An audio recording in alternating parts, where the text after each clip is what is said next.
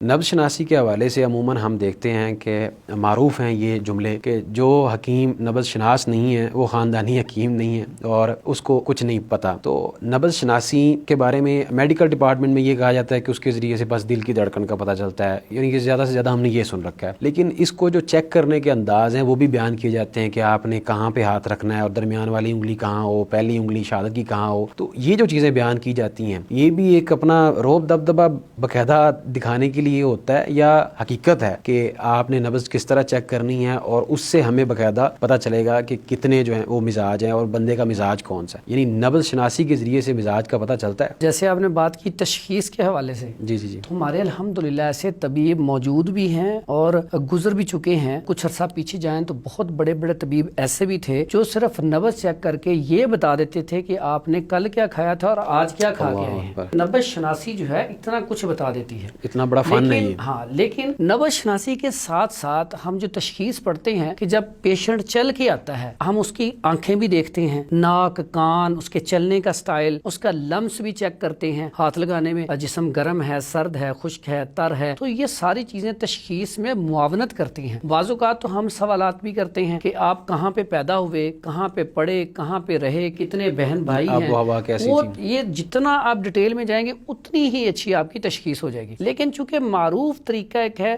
وہ نبض، اور نبض کے ذریعے سب سے پہلے جو آپ نے بات کی کہ واقعی پتہ چلتا ہے، اس میں حقیقت ہے کہ نبض چیک کرنے سے آپ کو پتہ چل جاتا ہے کہ آپ کے اندر سردی ہے، خشکی ہے، گرمی ہے، تری ہے، کیا مسئلہ آپ کے اندر چل رہا ہے۔ تو بہت ساری چیزیں آپ کو نبض کے ذریعے معلوم ہو جاتی ہیں۔ نبض کا بڑا آسان سا طریقہ ہے، سب سے پہلے جب پیشنٹ آنے کے بعد اسے تھوڑی دیر تک بٹھائیں، کیونکہ پتہ نہیں وہ غصے میں آیا ہے یا ٹینشن میں ہے، پریشانی میں ہے، تھوڑی دیر یا چل کے تیز چل کے آیا ہے، تھوڑی دیر اسے بیٹھنے کو کہیں، 10-15 منٹ جب وہ بیٹھ جائے، اپنی اصلی حالت پہ آ جائے، ریلیکس ہو جائے، تو جو طبیب چیک کرنے والا ہے اس کے لیے بھی اصول ہے، وہ خود بھی بالکل فٹ ہے، ایسا تو نہیں وہ پریشانی میں بیٹھا ہوا ہے، ٹینشن میں ہے، تو اس کا بھی بالکل معتدل ہونا ضروری ہے۔ اس کے بعد اس کی نبض چیک کرتے ہیں۔ چاروں انگلیوں کو آپ پہلے ایسے برابر کریں، یہ چاروں پورے جو ہیں آپ کے یہ برابر ہوں، اور جو پورے ہیں پورے جسم کا حساس ترین ایریا ہے جو بڑی جلدی محسوس کرتا ہے ٹھوکر کو۔ یہ دیکھیں جی، سب سے پہلے آپ نے یہ دیکھیں یہاں سے آپ نے تھوڑا سا وایہ چھوڑنا ہے، انگوٹھے کی طرف آپ نے نبض رکھنی ہے، یہ میں نے آپ کو پہلے سمجھایا تھا، اس کو ایسے برابر کر لینا ہے۔ یہ دیکھیں یہ ہے نبض کا طریقہ، اور یہاں سے یہ دل کی طرف ہاتھ ہونا چاہیے۔ اگر آپ نبض چیک کر رہے ہیں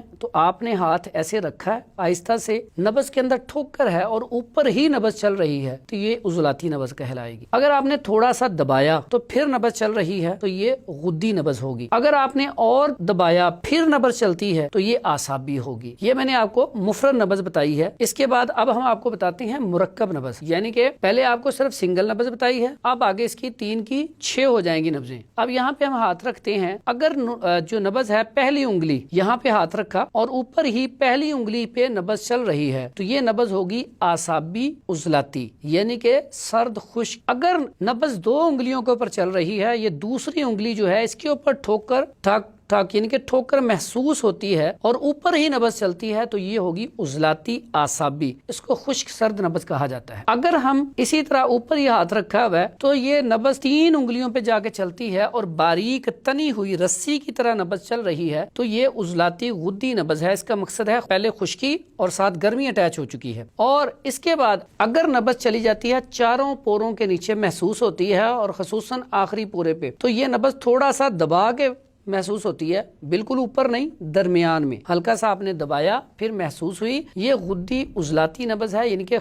گرم خشک۔ اس کے بعد اگلی نبض ہے، اگر آپ کی نبض تھوڑا سا آپ نے دبایا ہوا ہے، نبض پہلی انگلی پہ بھی نہیں چل رہی اور آخری پہ بھی نہیں چل رہی، صرف 2 انگلیوں کے اوپر نبض چل رہی ہے اور ہلکا سا دبانے سے چل رہی ہے تو یہ گرمی تری یعنی کہ غدی اعصابی نبض ہے۔ اور اگر نبض آپ نے دیکھا ہے کہ اوپر بھی نہیں چل رہی، تھوڑا سا دبایا ہے پھر بھی نہیں چل رہی، پھر اور دبایا ہے، ہڈی کے ساتھ ایک انگلی پہ نبض چل رہی ہے تو وہ اعصابی غدی نبض ہے، یعنی کہ تر گرم نبض ہے۔ اب اس کی جو ترتیب ہے، جب نبض چیک کرتے ہیں تو آپ سب سے پہلے جب نبض چیک کیے تو آپ نے سب سے پہلے کرنا کیا، اس کے 3 حصے کرنے ہیں۔ پہلے اس طرح ہاتھ رکھ کے دیکھنا ہے، پھر اس کے بعد تھوڑا سا دبانا ہے، پھر اس کے بعد پھر تھوڑا سا دبانا ہے، اس کے 3 حصے کر لینے ہیں۔ اب سب سے اوپر جو نبض ہے وہ ہے عضلاتی خشکی والی، جو درمیان والی نبض ہوگی وہ غدی نبض ہوگی، جو سب سے نیچے جا کے بولے گی وہ ہوگی نبض اعصابی۔ یہ کلیہ یاد رکھ لینا ہے، اور جب بھی آپ نبض नब्ज़ चेक करने लगे तो आपने पढ़ना है सुबहानक ला इल्म लना इल्ला मा अल्लमतना इन्नका अंतल अलीमुल हकीम। ये आपने कसरत से पढ़ना है, क्योंकि ये जो इल्म है अल्लाह ताला ही जानता है और अल्लाह ताला फिर आपके दिल में इंशाल्लाह सारी बात बिठा देगा। जब आपको ये नब्ज़ें आती होंगी तो फिर आप ऑटोमेटिकली, जब पहली उंगली के नीचे नब्ज़ होगी तो आप उसकी बीमारियां आपको पता होंगी कि जब नब्ज़ आसाबी उजलाती हो तो इनमें कौन से अमराज होते हैं।